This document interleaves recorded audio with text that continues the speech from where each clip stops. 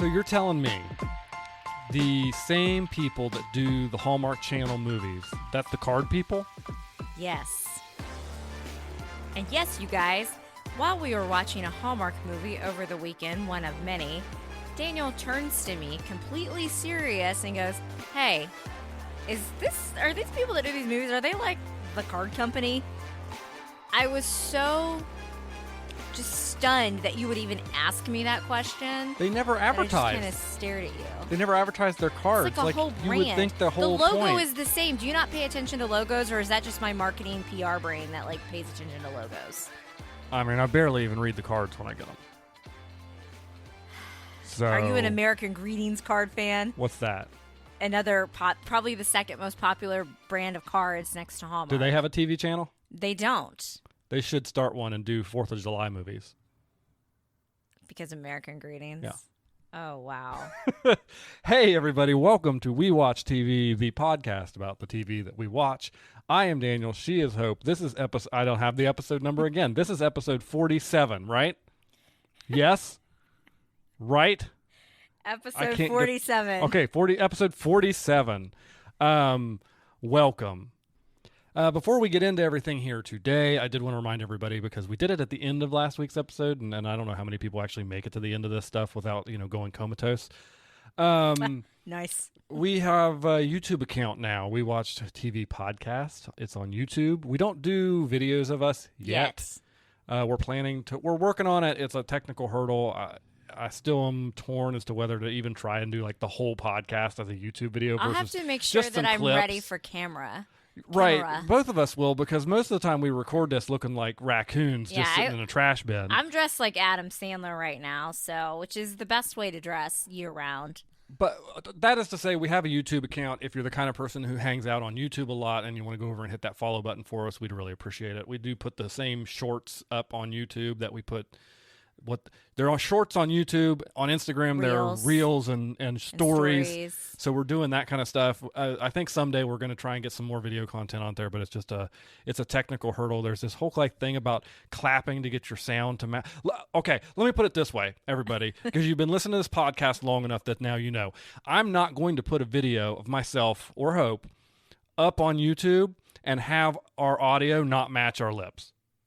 Yeah. So I've got to solve that technical problem. I've got to solve that technical problem, because I'm not going to put that on YouTube and be guilty of the thing that I sin the most. And you've kind of ruined TV and movies for me on that.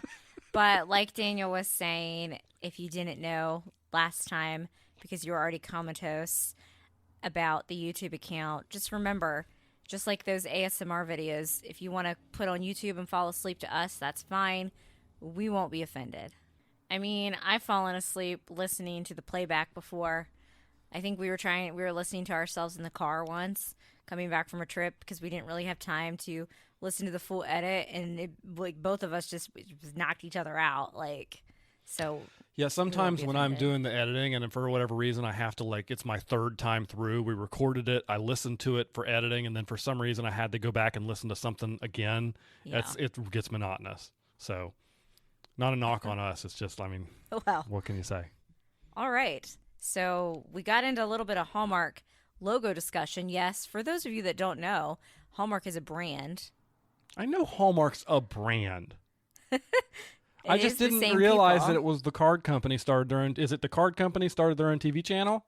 Or did the TV channel start a card company? I think they started Crown Media or something. I think I'd have to go way in.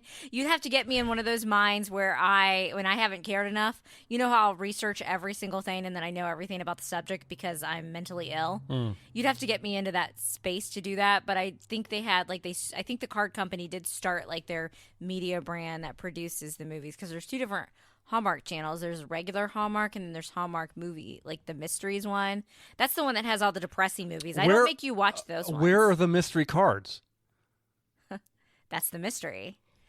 But if you know where the mystery cards is, hit me up. Okay. We did watch a lot of Hallmark movies, which you have a lot to say about, but I think we should get into all of the finales that happened last week first.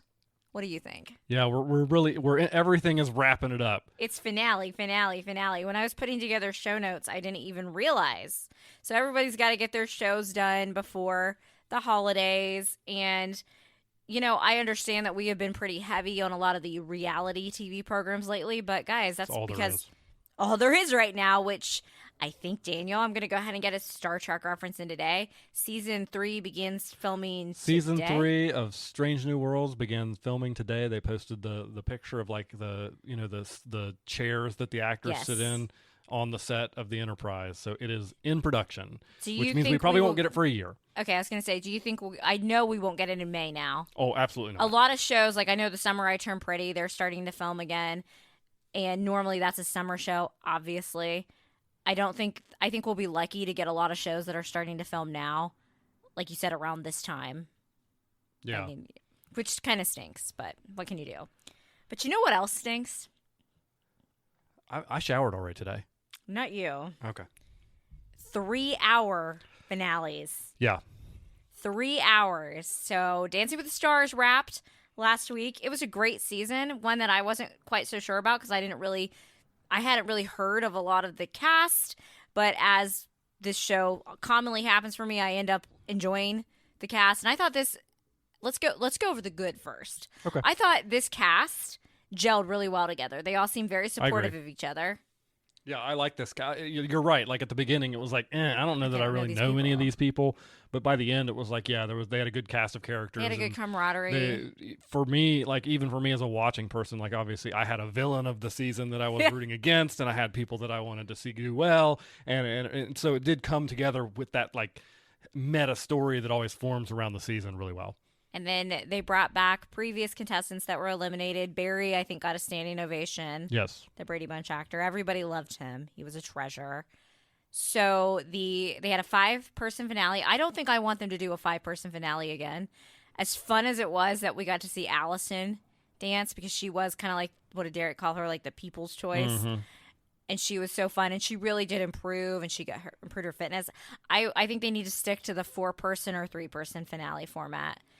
I agree, especially if that means, and I know why they did 3 hours, because they needed to fill the time. But yeah, it was too much. Not to mention they didn't even actually do 3 hours worth of the show, because the first half an hour or so was just recap.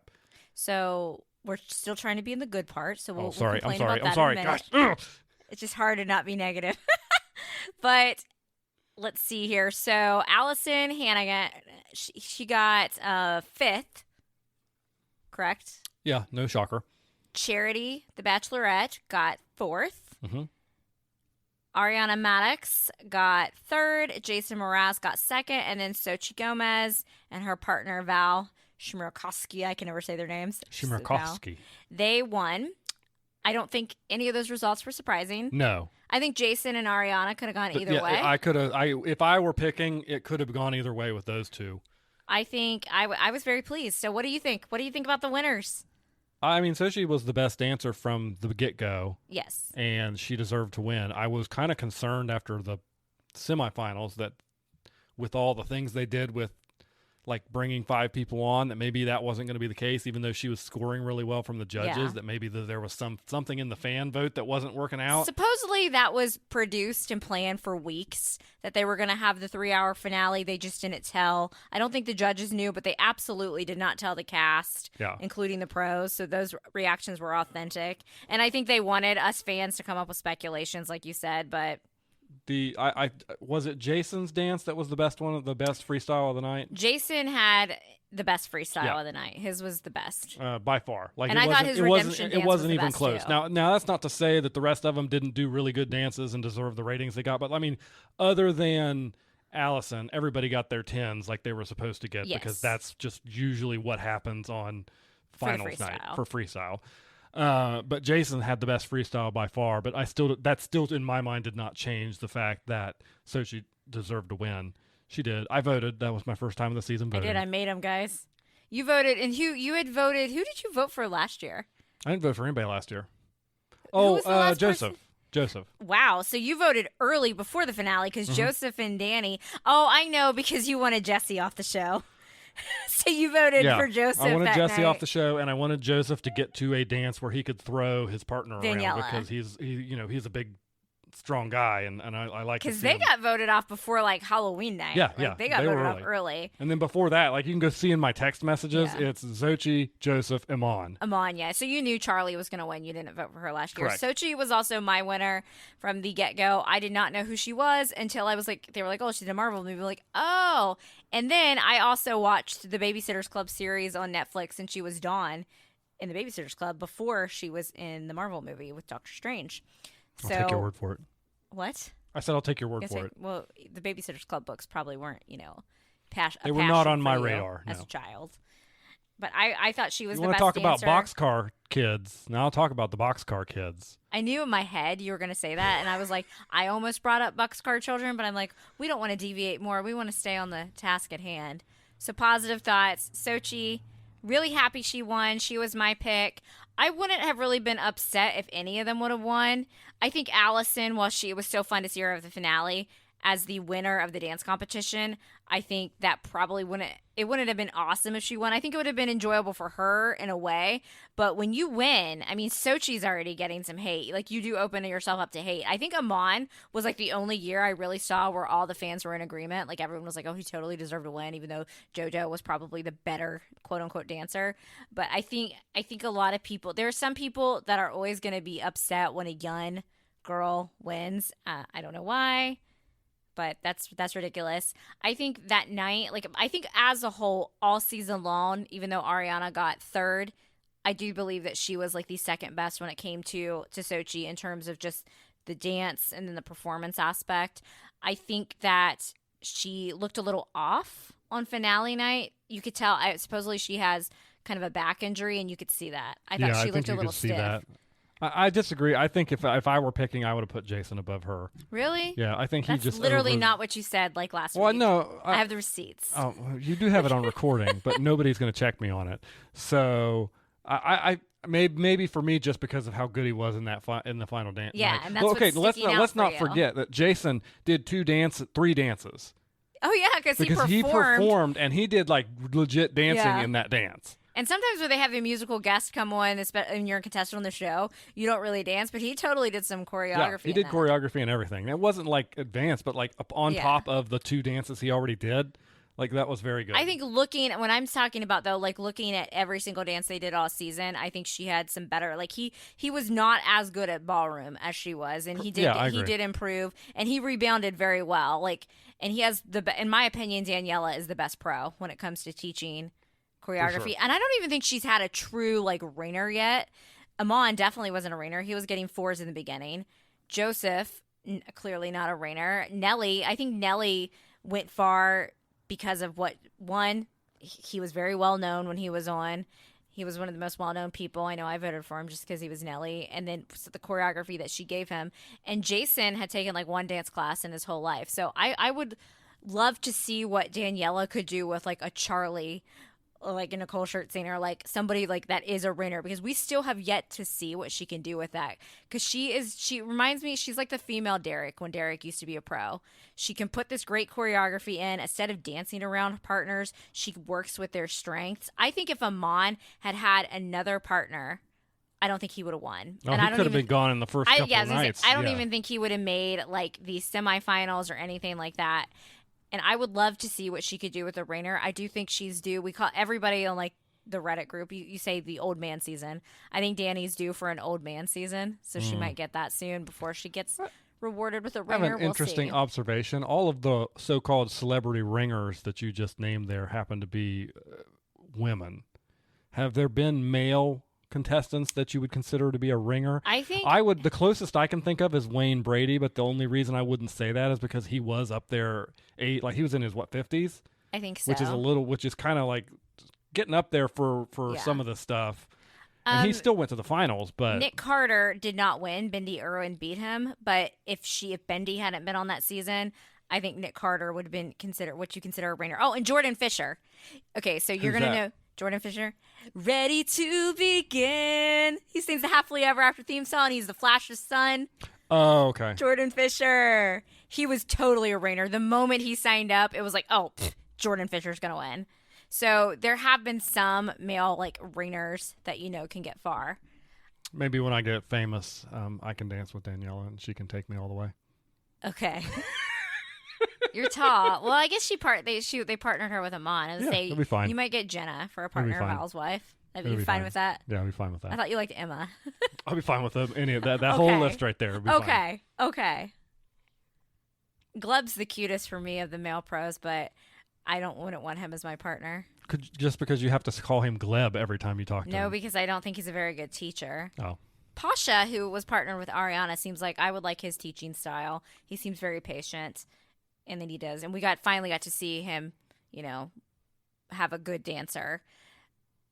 Jason, I do agree with you. I said he had the best freestyle. I think he had the best redemption dance too. So if you just went off finale week, I think he did outperform Sochi. So I would have been totally fine with him winning, but I think it worked out for the best. It was a great season. I enjoyed it, and I was skeptical when I saw that cast list. They pulled a good season together out of a situation that would have very easily been a stinker. And then Allison's freestyle, she finally did this one time, I made it to the finals. So she did a band camp reference because people forget, I think, how much she's been in. You either know her from that terrible show, How I Met Your Mother, Buffy the Vampire Slayer, and then she's also in American Pie.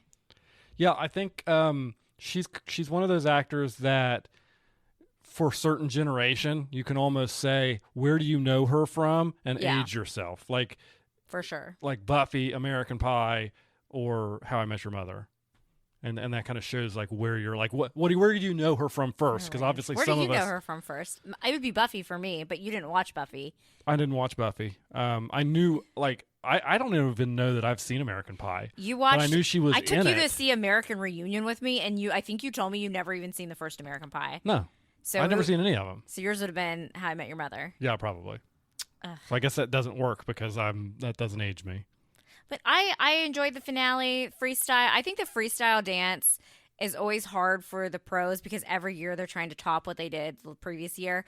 Like Charlie was obviously the best dancer last year. You know whose freestyle? Remember Shangela's, Gleb's, or Natasha because it was so memorable. Yeah, the hardest thing for some of the pros sometimes is because they are the people who come into this show season to season versus the celebrities that are just there once, is to just approach the finals and dance within their partner as opposed to always trying to make it more. And you want to like showcase their strengths. Like when Amon and Daniela won, like he taught her how to do that like Chicago style of dance. I thought Charity freestyle, she did the cheer routine. I thought that was fun. Yeah, I'm getting there. I thought it was fun, but Charity, I think technically speaking, was the most beautiful dancer this season. And I would have rather seen them mix in a little bit more dance elements than they did. That being said, when they were doing like the stunts, I thought, wow, the male pros are doing a really good job like stunting. It was actual cheerleaders that they had in there. And I was like, oh, that's why. And I didn't, my idiot brain thought like, because, you did see some of the male pros were in the routine, but doing the stunts, those were actual cheerleaders that they had in there. So that wasn't your cup of tea? No, I thought she should have. I don't think anything was going to. She got all 10s on it, so it's not like it was going to vault her over. But it didn't work for me. I thought she should have stuck more. Like you said, she's such a beautiful dancer. She has should the have best stuck lines, to the strengths that she the has best technique from the show, and really tried to emphasize that and put an exclamation point on her case for why she should win. I thought Sochi's freestyle was fun. It honored her heritage. That was enjoyable, but again, I'm going to go with you. Jason's was the best freestyle. I don't think I'll remember any of these freestyles next year, though. No. I will say that. Okay, let's get into the negative real quick. I wanted to focus on the positive more. 3-hour finale thoughts and go. Terrible, awful, disgusting, atrocious. Completely a piece of garbage, especially when you consider that when they started rolling the credits before they announced who won the show. Yeah, you have 3 hours production, and you can't get this right. And like Daniel was saying earlier before I was like, no, we're focusing on the positive now. The first half hour was like a recap. It wasn't even real. Like we turned it off. Yeah, we went to watch what we do in the shadows. Yeah, we were like, we're not going to do this. And then it just, I don't even know. Like they could have filled the time better. And you had all this time, though. All this time. producers, what are you doing? Like in the past couple years, they've made the announcement very quickly while the confetti is going down, but the screen was already zooming out, the credits were already rolling, and we didn't even know.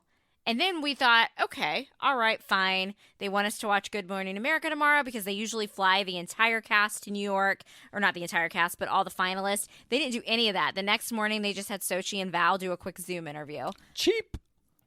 I'm like, did we waste all of our money on something? I did like the Christmas dance, though, that they did, which they could have still done the Christmas dance with the pros and past champs. When did they do a Christmas dance? They did it as one of the filler segments. It had the past champs. Oh. Hannah Brown came back. Oh, okay. Yeah. Rashad came back. Sorry. It made an impression on me, obviously. Yeah, that was cute because it's been a while since we've had a holiday dance because the show's finished before Thanksgiving, but you could have still done that and had it in 2 hours. So Yeah, Dancing with absolutely. the Stars, 3-hour finales and 3-hour premieres, 2 thumbs down. Yeah, don't do it. You also had the Bachelor in Paradise finale. Yes, another finale. You did not tune into this one. I did not tune into that one, thankfully. So Bachelor in Paradise this season was enjoyable for me. It was fun. I thought the drama was the perfect amount of drama. It wasn't anything just like really terrible. I actually kind of enjoyed this cast, but the season has proven to be an absolute bust. So we had 2 couples get engaged at the end, and 1 couple went off to just be like in a relationship at the end. And the couple that Kylie and Avon that just chose to date at the end, even though Kylie really wanted an engagement, probably because she wanted to lock it down, because they make their little announcement that they are still together. They're moving in together. Not even 24 hours later, poor Kylie must have got a bunch of DMs proving Avon's infidelity. They posted a thing up and he confirmed it, that he is cheated multiple times. So they are no longer together. That's probably why she probably suspected that. So bust. Aaron and Eliza, supposedly they were trying to work on things, but I had heard rumors because I knew that they were going to get engaged, that they broke up over the summer. Busted relationship, and neither one of them have, like, unless something happened right now as I'm recording this, have said a word about it on Instagram. So that left us with Kat and John Henry, who she was the producer's dream this season. She was chaotic, all over the place. She wears her heart on her sleeve. She would definitely have some meltdowns. Everybody that's on the cast with Kat, like all the girls were always, because I think people have been doing different podcasts and they're like, is Kat like crazy and mean? They're like, no, she's a really good friend. We all like her. We love Kat. So I do think that they edited her a little bad, but I also think she has some kind of unhinged energy. But she and John Henry, total opposites, hooked up. I actually ended up liking their romance because I think Kat, like she said in her one of her, like, I think one of their dates that they were on, that when she was 17, she went to live in a group home. Her dad's been married 4 times. I was like, oh, some of your issues are kind of making sense to me. And it just seemed like, even though they were opposites, I really wanted to see them work. And as far as we know, they were still together even in the early fall. She posted something in her story after the finale, and then he posted something just in the regular, like, post the grid on Instagram, and then deleted it the next day. And we're like, oh, well, maybe they wanted him to take it off there because they were getting hate comments because Kat was like the villain of the season, basically. And it turns out today, at the time of this recording, I am recording this on a Monday, that they also have broken up. And darn it, shoot. And they are not doing a reunion show. Maybe that's why, because all the couples were a total bust. But in the credits, they like kind of gave you an update, and they said they were still going strong. I think somebody said they had to submit their information for that by November 1st. So now we all want to know when they broke up. That was one that kind of bummed me out. And Paradise usually is the show that has the most successful romances. But this season, not this time. Epic fail. But the good news is Sam did poop. Hallelujah. And she and Aaron, I had heard a rumor that she and the other Aaron were together. I found Sam on Instagram, and she confirmed that they are still friends, but they have religious differences. She is likes Jesus and everything, and I don't think he so much believes in the same stuff she does, but they are going to be good friends, so they are not dating. That's one way to put it. Yeah. Yes. So, but Brayden, the earring guy that I said I find really cute and you judge me for, he found love outside of Paradise with another Bachelor contestant, Christina Mandrell from Zach's season. They're together. They've been posting a lot. I think they are super cute. They could either get married or they will have the worst, most explosive breakup in Bachelor history. And you guys will be fine watching either of them happen in the public eye. You Weird guys, stalker don't people. call me out on that. You're I the want person who everybody just to got have done telling success. me that you find all this information out and go stalking them on Instagram to see what's going I don't on. stalk them on Instagram. Their Instagram is... How do you think they make money? They become influencers. I know. Look, Reddit, people that find stuff out on Reddit might as well work for the FBI. Like, All they right. sleuth stuff out. I remember one of the Bachelor couples broke up. People on Reddit knew it like 3 months before because if you suspiciously stopped posting together. But this is quick. And I think that Kat and John Henry probably were broken up beforehand. My theory is they were going to fake it a little bit, get that clout, because you can do some influencing together, make a little money. And that John Henry, he's the type of guy that I think would be like, yeah, I'm not doing that crap. And just was like, cut the show. Alrighty. So that's Bachelor in Paradise there. You also finished The Santa Clauses season 2. I did. Did you watch that with me or you? The finale, no. Okay. I watched the one where the elves and the gnomes had a war or something. Okay. Well, I finished the Santa Clauses season 2 finale. They left room for season 3. Do they need to make a season 3? Absolutely not. Will I watch it? Probably yes, because I have no chill. This is a show, if you've seen all the Santa Clauses movie and you slugged through last season, go ahead and watch it. Now, I said in the previous podcast that they made a joke about what happened to Curtis, who was the head elf after Bernard left. Yeah. And they said that we call this Curtis where you explode. Well, they kind of backtracked on that in the next one. So maybe I think he might have exploded and they were able to put them back together. But the elves go off on what is called a cribble crabble. I feel like it's kind of like what they do with the Amish, where you leave the Amish and you decide if you want to come back and be Amish or not. But you decide if you want to no longer be an elf and you can stay like in the public, or you can come back and be an elf. That's the best comparison I can get. And Tim Allen was like, and I lost Curtis and I lost Bernard to cribble crabble. They're elves. Well, Bernard, remember, they explained this in season 1 because you did watch season 1. Like Amish people are humans. Okay. So they just go out into the regular human world and so do the decide whether elves. they want to stay there or not. But the elves are elves. They do age, though. If they choose to not go back and be an elf anymore, they age. They explain this in season 1. You watched season 1 with me. Do they still have elf ears? I think they still gave Bernard elf ears, but he just got old. Remember? That's how they explain the actor looking older. Okay. You watched season 1, don't you? Bernard, I love Bernard. He's my OG childhood crush. I just didn't expect a Amish comparison. That was to the best comparison I could season come up 2 with. of the Santa Clauses here today. What's a better comparison? When you're an Amish person, they send you out in the real world, then you can decide if you want to come back. If you don't come back, you can no longer be Amish. You as an elf, you can go out on Cribble Crabble. You go into the real world. You can decide if you want to come back or not. So, like, the head elf, Betty, the new one, she left, and then, like, her little husband elf guy ended up, like, going to a company with her. We don't know if they'll come back or not. And I think that's Disney being like, hey, they're starting to look like These kid teenagers. actors don't look like little elves we've established Can for I this just franchise say anymore. that the elves were so much better when we were children? We watched the OG, to get the taste out of my mouth. We watched the OG Santa Claus as like our first. Well, I've already cheated and watched them up at Christmas Carol without you this year. But together, a non-Hallmark Christmas movie, we watched the Santa Claus over the weekends, and I thought, maybe it's just me because I was a kid. No, the kid actors were better. I think they're trying to make these like new. Maybe it's because the elves have more speaking roles in the series. Maybe that's why they annoy me so much more. But like Judy, amazing. She had like 3 lines in the whole movie. Shaken, not stirred. For her cocoa recipe that came into play. Apparently the cocoa cup that Scott Calvin first drinks in has some magic medallion that controls the Mad Santa. So yeah, go watch the Santa Clauses, or don't watch it and just take my recommendation for it to just go watch the first movie. Maybe the second movie. I do like the second movie. No, just the first one. You don't like the second movie with Molly Shannon? No. No. Is that her name, Molly Shannon? Yeah. The best. And you've been thing singing it for a about week and a half. being at Christmas. Oh. The Yuletide, taking a sleigh ride, sports on TV. One more finale for everybody here today. We also watched. We forgot to talk about the second to last episode of Shows you how Frasier memorable it was. last week. So this week we're talking about episodes 9 and 10 of the Frasier. You have it reboot on the notes. Is that what it's? Isn't it? It's a reboot, It's right? not a reboot. I guess It's a continuation. But it's just called Frasier, right? Yeah.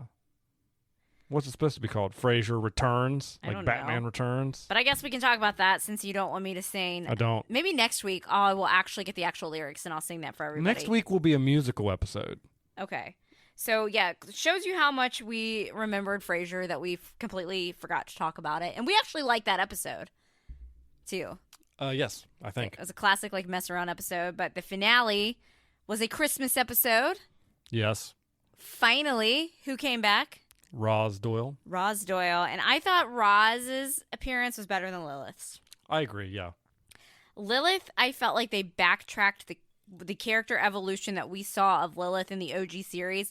They kind of scaled that back a little bit. And the relationship between her and Yeah. Frasier clearly took a step back. Because she and Frasier shared an I love you as, like friends in the end of the, original Frasier series. Yeah. Now, if you're using your realistic brain, I could see when Frasier got his talk show, Lilith making fun of him and being like, okay, so you're going to move to Chicago. You're still not going to come back. And I mean, let's call it what it is.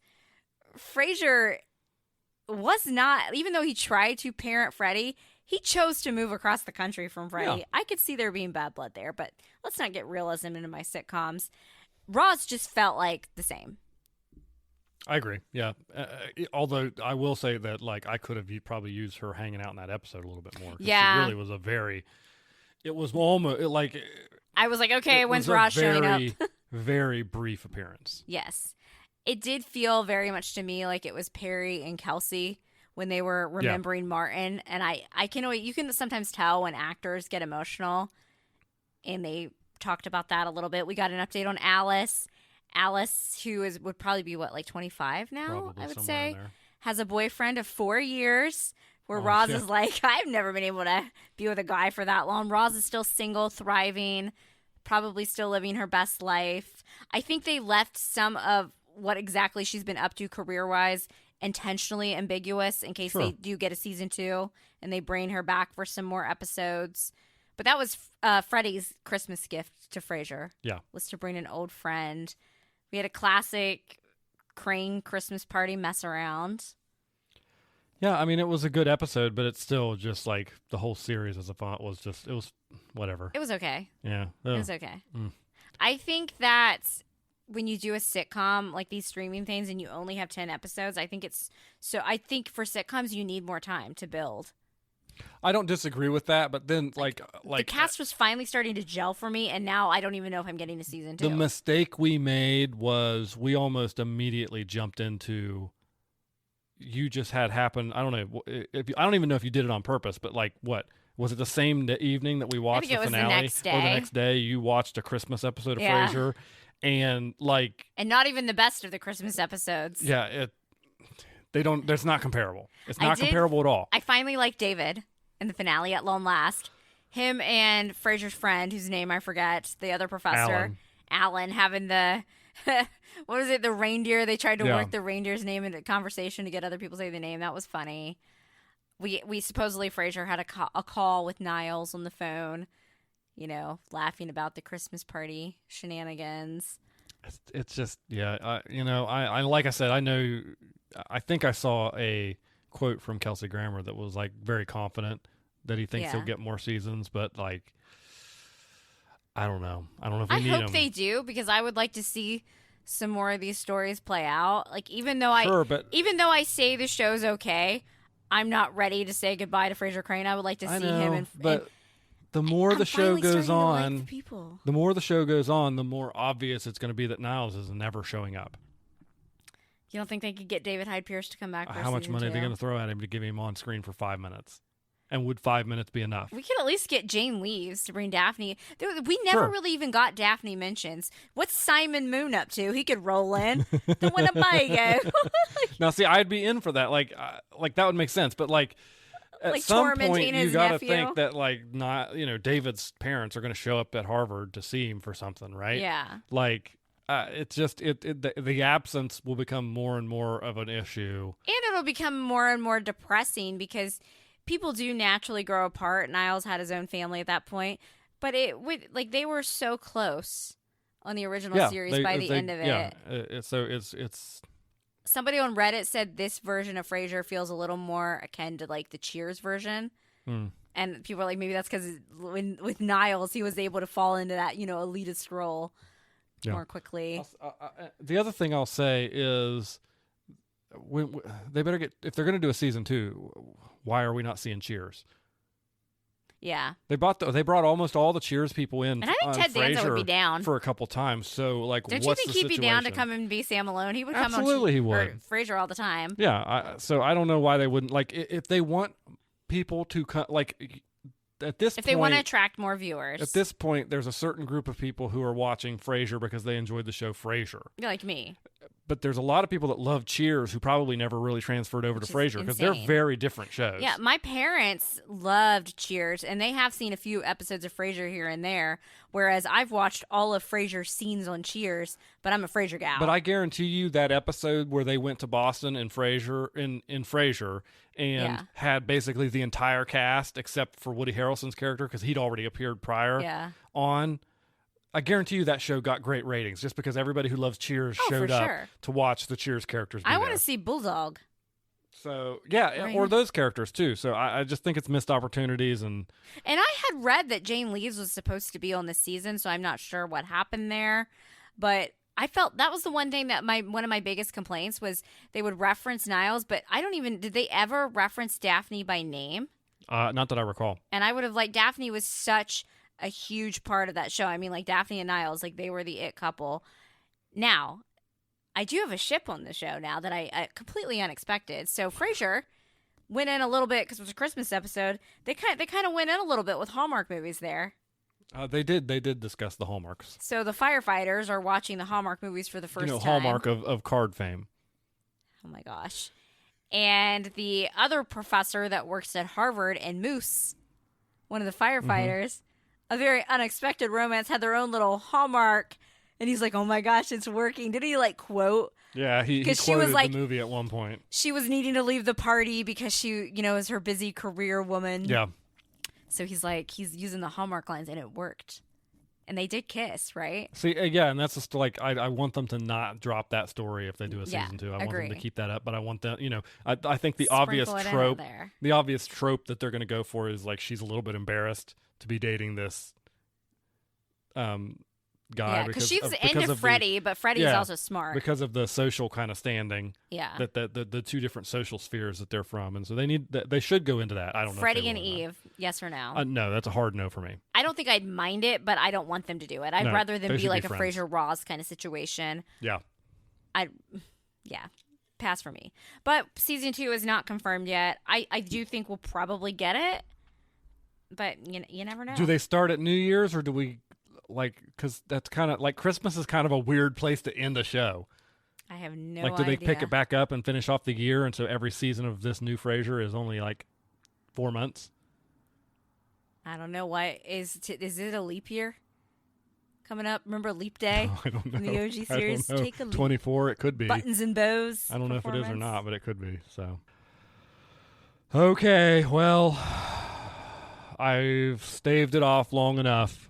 But here we are, back again to talk about Hallmark Christmas card movies. Oh my gosh, Christmas movies. We watched 5 of them, 4.5 of them. We didn't finish the one. Maybe like 4 3/4. Yeah.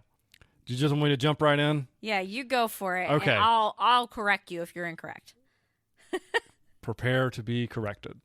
The first one we watched was called Holiday Hotline. And in this movie, a British woman who is a chef breaks up with her chef boyfriend because he has been taking advantage of her recipes but not giving her the credit. And then her parents decide that the best thing to do during the Christmas time season while her mom's American. Her mom's American. Yeah. While she is unemployed is to go live in some apartment that they know of somebody who's in Chicago. Yes. It's unclear to me exactly. I was a little fuzzy on that too. And to leave. And even though they all seem sad that she's not going to be there for Christmas, they're all insistent that she get out of the country, which is weird. So she goes there, and then she immediately comes into the building and meets the lady that's like, does the lady run the building? She seemed in charge of the building. I think she's she's like, hey, they told me about you. You know, you're a chef, blah, blah, blah, blah. By the way, I'm like decorating for Christmas. I have this side job. This is all Thanksgiving time, by the way. Yeah. I'm on the turkey hotline. It's a turkey hotline. Now, everybody, just hear me out for a second, because there's someone in the room with me that's called the turkey hotline. I have. It's a hotline that you call to get help with your Thanksgiving, Christmas dinner needs. Yes, specifically it's a real thing. The turkey. She ends up going to work, helping people cook their holiday turkeys, and she decides after a few conversations to use an American accent because like people were like, well, how do you know how to cook a turkey? You're from England. I don't really think that many people are going to be that critical of her accent, but whatever. It serves the plot of the movie. And she ends up talking to a guy who is really into doorknobs in real life, but then he also calls the turkey hotline because, you know. They meet in real life, though. Yeah, take your shot, dead wife. And so she's using her American accent on the phone, helping him with the turkey, and they're getting real flirty. And they don't know. This is way flirtier than anybody should be getting on the turkey help hotline. Yeah. But I'm going to be honest with you. I don't think that's the most unrealistic thing about this movie, because I bet you that like there's been flirtation on the turkey help hotline. Even though one could be an uggo, but go on. Hey, you never know. But he's also into doorknobs. And they meet in real life when she has a British accent. Am I wrong? No. How many times? He preserves old buildings, so when they meet in person, they don't know that it's the other one. And she had accidentally pulled her doorknob off, and he bought her he restored the doorknob. So anyways, he starts getting real confused because he's like, actually, I think I love both of these women, which is weird because one of them's online. It's just on the phone. It's just a turkey help hotline. She discovered, and they each use different names. And they use different names, yeah. Because he used a different name when he called the hotline. Yeah, because it was weird because he said it was his name, but it's like John or Jack or something. I don't know. How is Jack short for John? I don't know. I think his brother asked him that too. I don't. So she ends up finding out who it is. She finds out first that he's the one. He's John on the phone, right? She doesn't tell him. But she doesn't tell him. And so, of course, the conflict at the end of the movie is that he feels all betrayed and lied to because he fell in love with Peggy on the phone, but also June in real life. What's her name? But they're the same person. Her name is June. Her name is not June. What's her name? I don't even know. It doesn't matter because the point is they have their conflict and they end up getting together in the end when he recognizes some crap. I don't know. That's your synopsis for Holiday Hotline. What did you think of this one? Wow. Okay, so her name's Abby, not June. All right, I'll take that correction. So one of my favorite parts, because I would have been the same way, when she discovers that it's him and she doesn't tell him, and she is talking to him as Peggy in the American accent when he calls back, and he's basically like almost in a way saying like, I gotta back this off, I found somebody, and she's like mad about it. And I'm like, I would have been mad about it too. And the one guy that's like been showing up in the different Hallmark movies with the big eyes, that's like her boss, is like, but is he like, you know, ghosting you for you? Like, what's going on? He's like in like, even though she's the same person, and I'm like, oh, I would have totally been irritated with that. Yeah, I mean, it's not a completely unrealistic conflict. It's like the Pina Colada song. Like, there's no way either of those people could have gotten mad at each other since one put an ad in the paper and the other went looking, and they're like, I thought it was you. Because every time I listen to that song, I'm like, I would be fire engine mad, even if I did put the ad out, and then to find out, like, so that's just, I think, human nature. We got an NSYNC song in this one from the NSYNC Christmas album, Home for the Holidays, that I still listen to, like a deep cut, not like the Merry Christmas, Happy Holidays. So That was good. I thought this one was fun. It was cute. I mean, I enjoyed it. I think you pretty much fine. covered everything with. Did I do a good job? That is literally not what you said the other night for fine. You said you would put this one in your top 3 of the sets so far for 2023.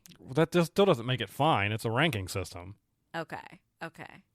So out of the ones that you have watched this year for the 2023, what number would you put it at currently? Currently, without even including the ones we haven't talked about yet? Yes. It's at 3. Okay. So I didn't not enjoy it. It was like it was serviceable, and there were some funny moments. Even if the conflict annoyed me a bit, because it's like she should have come clean, right? She should have come clean. Yes, I agree. And the turkey hotlines do exist. I called one once in 2009 from the parking lot of a Foodland where I had a panic attack. We had bought, and like you get turkeys from the freezer section or the refrigerated section, and we had gotten one from the refrigerated section and then put it in our freezer. And I panicked, like wondering if it had already been too thawed, but apparently it was okay because since we had immediately put it in the freezer, and I literally but now this was before you could Google. I mean, you could Google back then, but the information wasn't readily available. And yeah, turkey hotlines do exist, and they were very helpful and very reassuring. If you've ever worked at I didn't flirt with the person I talked to, though. Or called a turkey hotline, let us know.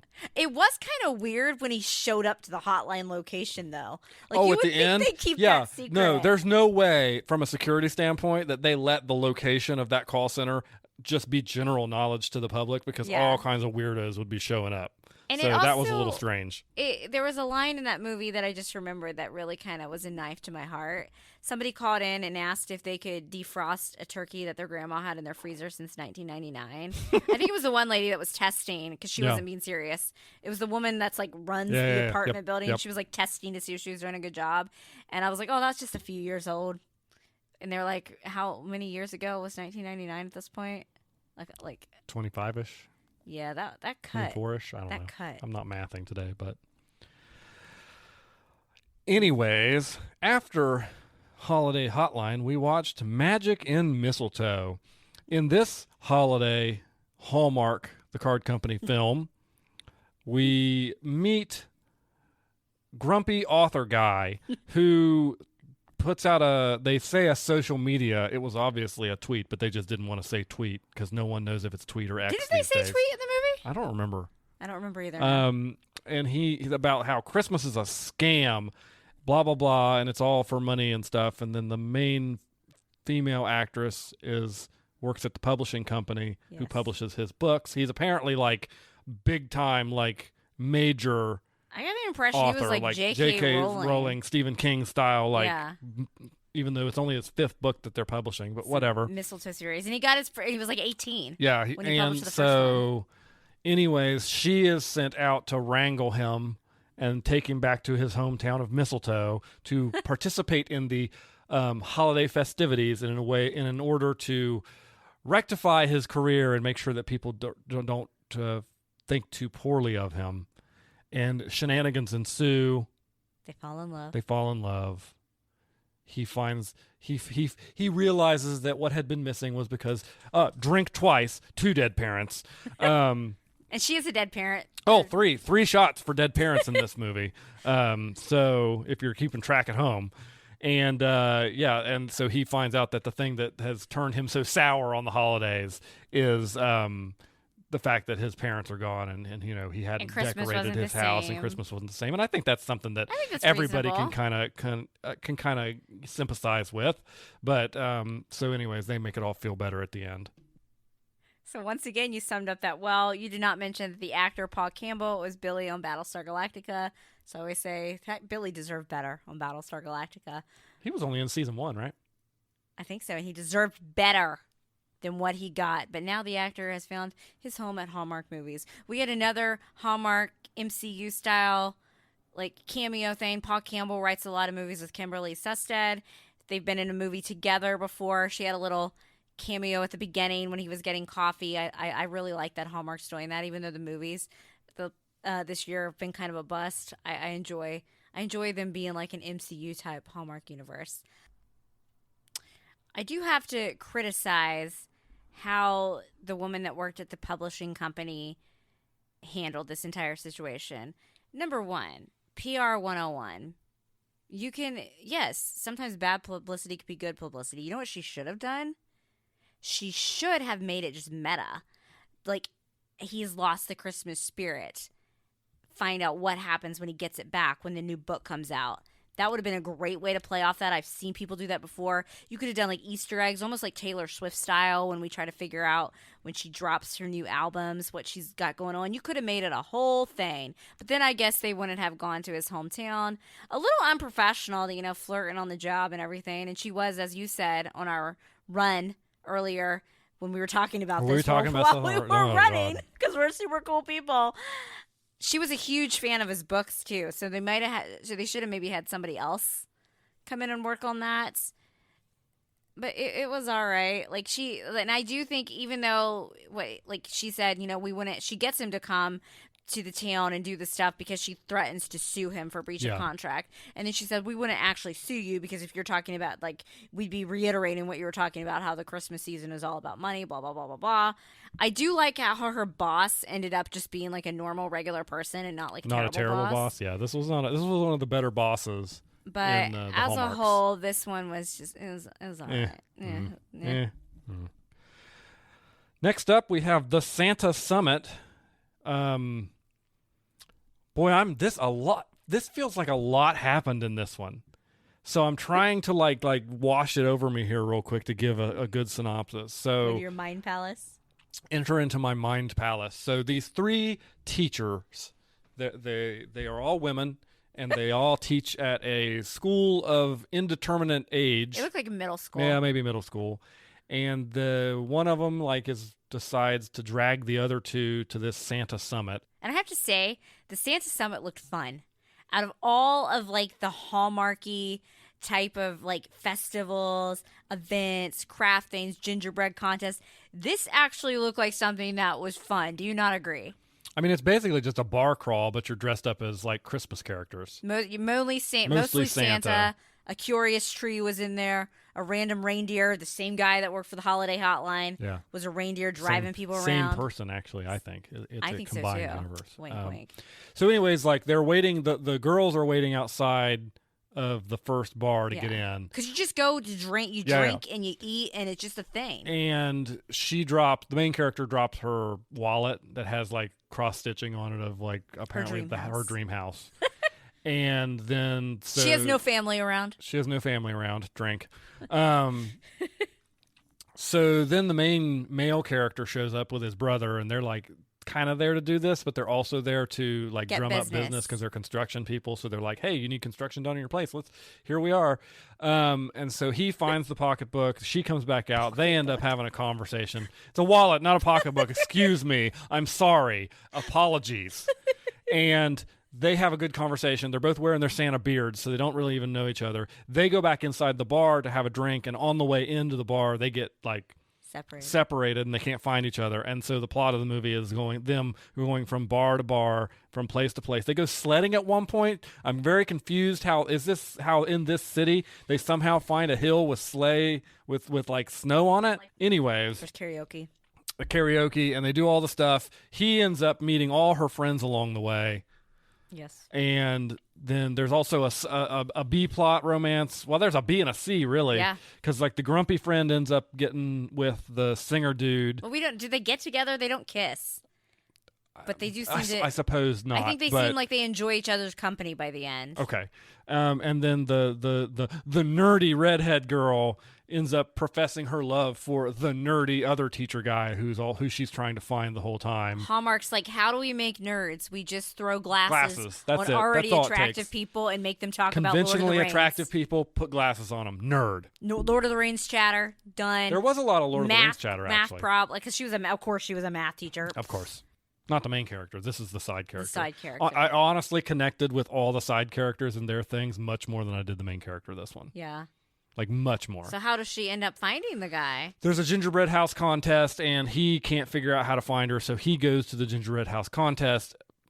on the assumption she's going to walk by there at some point, builds her dream house from what a memory. photographic memory. Right. He builds it from a cross stitch on a wallet that he saw for like all of 5 minutes, 5 seconds, and builds it, and then puts a note in it. He puts a note in it to say, "Meet me by the Christmas tree," instead of just putting his phone number on the piece of paper. And they meet under the Christmas tree and have a kiss, even though they've only really known each other for like 10 minutes. And like what they connected on was like the most basic thing. Like, what's your favorite food? Tacos. Like anytime, like pizza, tacos. Like, how original. Casablanca was their favorite movie, and like you and I talked about that. That is a movie. Like, if you're trying to impress somebody, you're gonna throw out there. Oh, my favorite movie is Casablanca. You're not gonna be like, oh, the Hangover, like I do. So romantic. They don't get together. Spoiler alert for a 70-year-old movie, 80-year-old movie. In Casablanca, they don't end up together. Sorry. So I don't know if that really counts. I mean, it's a romance movie, but I don't know that it really counts in that vein. I'm not saying it's a bad movie. I like the movie, but you liked this movie, or are you talking about Casablanca? Okay. I was like, wait, what? Don't be ridiculous. This one was all right for me. It was entertaining enough. I wanted to go now. All the drinks they kept drinking, though, because it wasn't just beer, was very sugary. Man. And I'm like, I would have been throwing up. Like, they went to the one place, and it was like cider, which I'm assuming was hard cider. And then they put whipped cream on top. And I'm like, they had like these eggnog drinks, these other sugary drinks. Like, I would have been like puking. All over the place. I would have been like the messy Santa, sloppy Santa. It would have been bad. It would have been bad. Santa. So, I don't know. Give this one a run if you've got it. Like, it's not bad. If you're bored. It'll get you through an afternoon. It's a lot better than one of the other ones that we're about to That's talk the one next. The note it's called Everything Christmas, in parentheses, we did not finish. Not even me. Not even Hope finished it.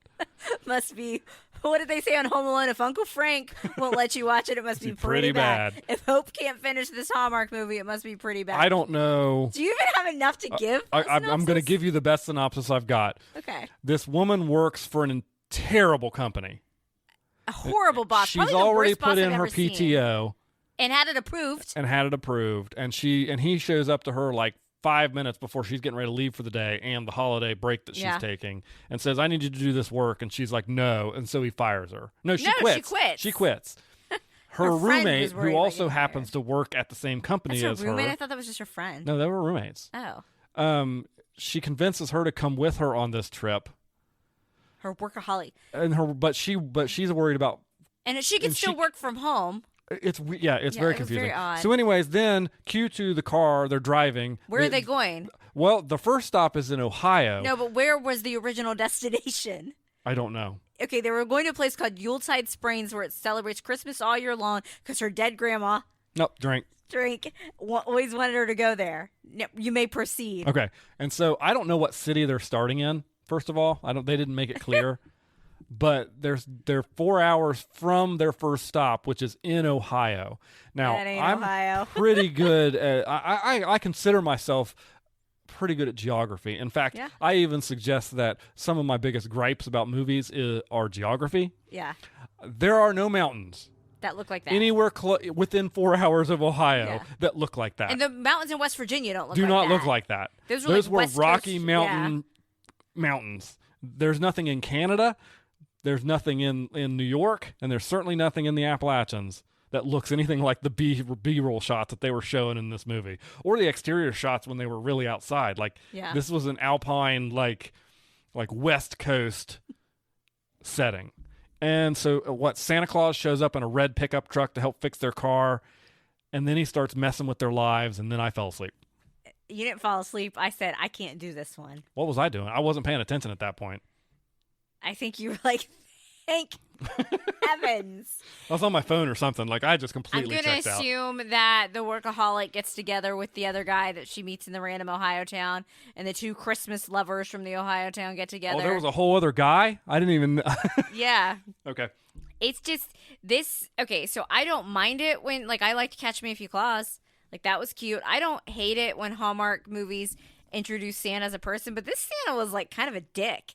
Like, he was just trying, like, maybe for the greater good, he knew all these things needed to happen, but he kept, like, making things happen to, like, prevent their trip. I don't know. We didn't even get halfway through. Listen, there is nothing in this world. The reason they meet all these people is because they have a belt like go out on their car. Yeah. And then the second time Santa has a flat tire, so they're helping him. Yeah. Nothing irritates me and sets me off more in this world than travel issues. If I'm traveling, I'm already on edge. I'm already at like 50% anxiety. Yeah. Okay? And so it's just normal and then you got Santa messing with you. Event-free travel. I am already at 50%. And then to tell me that I've got Santa Claus screwing with me to get me to hang out in some mountainous Ohio town. And they never made it to it. Did they even make it to Ohio while we were watching it? They were in a place called like Clover something. I don't know. The writers of this have never been to Ohio. It was bad and it was not good. It was not good. Compare that to the final holiday Hallmark movie that we watched, because I can't. It's the Hanukkah one, so you can't call it a Christmas. So the holiday movie. Round and Round. This was a good movie. Yes. And we'll start out right there. This was a good movie. I'm not going to say too much. It wasn't fine. It was a good movie. It's a good movie. I'm not. I don't know how much of the plot I'm going to get into, except to make this statement. It's Groundhog's Day. Basically, with it's Bill another Murray. take on It's a take on the Groundhog. It's a time There loop. have been a lot of movies that have done takes on that. Except it's based on like the 8 days of Hanukkah. Yeah. So she gets a magic dreidel from her grandmother and spins it, and then she wakes up the same morning of Hanukkah, and she goes through those 7 days and has to try and figure. It's gotta be 7 days. Yeah, and she's got to try, and she's trying to figure out what in the world, how to break the loop. She doesn't know that it just will break itself at the end of the 7th day. But it's and supposed to like day help she'll wake you. up. Yeah, find your person. And it was great. Like, it was really good. And John Paul Fowl was one of the ones that reminded us that this was going on, so we want to shout out him. I was excited just to OG hear there was a listener. time loop, because I like the time travel at the time when they get Yeah. weird with it, with stuff like this. But this was at every moment when we were watching the movie. We've watched a lot of these Hallmark movies. Obviously, you've heard us talk about them and rant about them. And every time there have been points in some of these movies where I point at and go, man, if they had just made this decision in the writer's room, or that decision in the writer's room, this really could have been elevated and been better. And every moment that happened in this movie, they made that decision and did it, and it was good. Like, I would put this, throw a couple curse words in this, and you could have said this was something on Hulu. Yeah, I agree. It was a really fun movie. Jake Chagowski, Brian Greenberg, Jake Chagowski from One Tree Hill. Yep. Was in it. He was excellent. Like, he was really good. By the way, he's not aged like not in a 20 day. years. Not he a day. Really looks exactly the same, so he can definitely play the younger guy. I thought it starts off in your excitement. You forgot to mention this, where she tells the story about how her parents met at like a Jewish like singles party or something, and her dad was kind of dorky, her mom was DJing. So like partway through it, because you knew something's up with grandma, I'm like, what about? I think dad used the dreidel, Right. And then we weren't sure they were going to go there. They delivered on that, like you said. Grandma ends up revealing that that's how she met her husband. Yeah. But then they reveal that dad and sister. The sister met her wife. Yeah, also using the dreidel. Met their spouses using the dreidel, and I was like, this is awesome.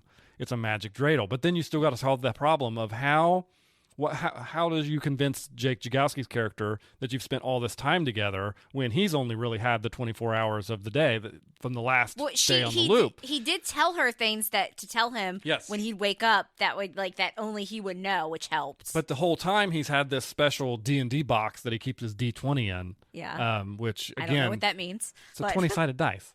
Okay, I actually owned D&D dice. Yes, you own D20. You own a D20, a pink one. So don't give me that. They're purple.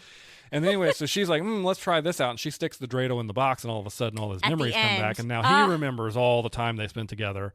And they played the same song that, like, in the montage scene where he remembers all the moments. You left out, like, one of the best characters, though, from the movie. His friend. Oh, his friend that works at the comic shop, yes. That helps them with time travel. This movie was very nerd-coded, and I appreciated that, and I think that probably helped in my enjoyment.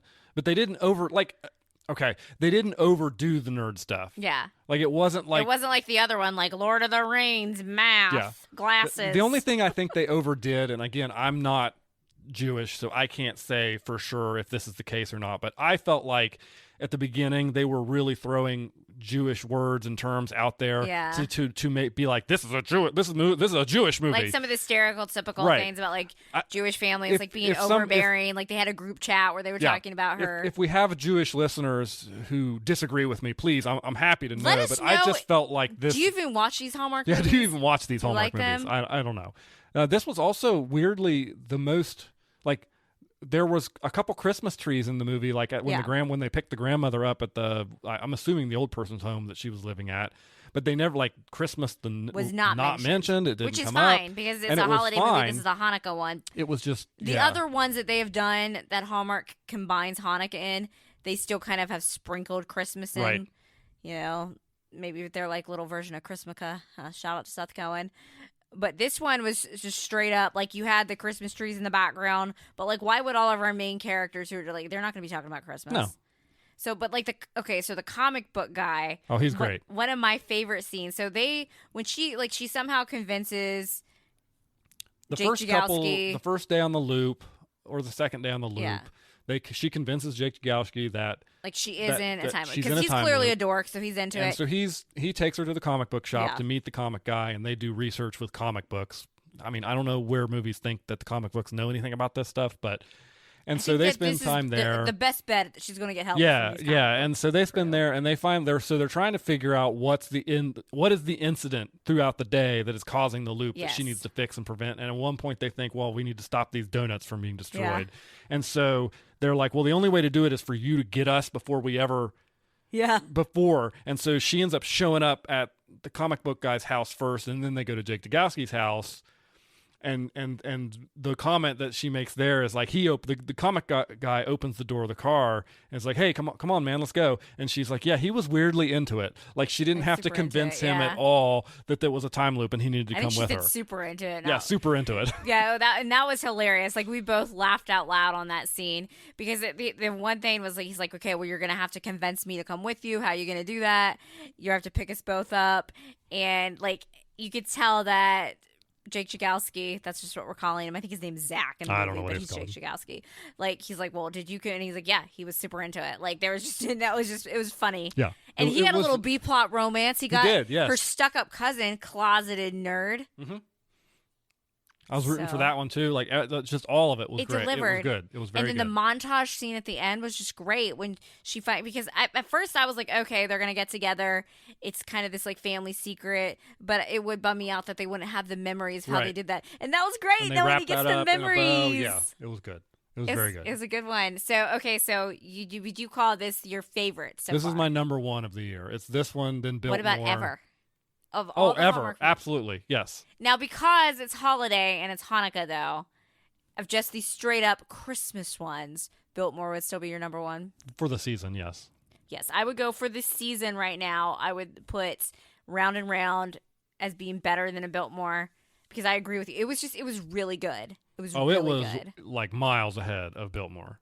And it was funny. And it was like actually funny, not like funny like I'm laughing at this because it's stupid. It was actually like the actual jokes. Yes. All right, well, sorry to disappoint you folks, but we don't have an OC rewatch for you this week. We will be back at some point in the future with it, but because we have another Christmaka episode to talk about. We do have another Christmas episode to talk about, so we'll probably hit that up next week. Next week, we're also going to be diving into all of our favorite Christmas TV shows and movies. So not just Hallmark ones, people. Not just Hallmark, actual real ones. Actual real ones. Good ones. Yes, actual good Christmas and holiday general themed movies and TV shows for next week. And then we'll be on to 2024 and approaching very quickly our 1-year anniversary of podcasting. Yeah. Can you believe? Look at us. Can you believe it? Not me. Thanks for listening to this episode of We Watch TV, a podcast about the TV shows we watch. You can find more from Hope and Daniel on Instagram at We Watch TV Podcast. Drop us a line if you like the show, have a question, or a recommendation. You can find Hope on Twitter at Lil Runner and Daniel on Twitter at The Real Hobo Dan. Music for today's podcast was provided by Your Tunes from Pixabay. Artwork was created using the AI program Midjourney with prompts written by Daniel.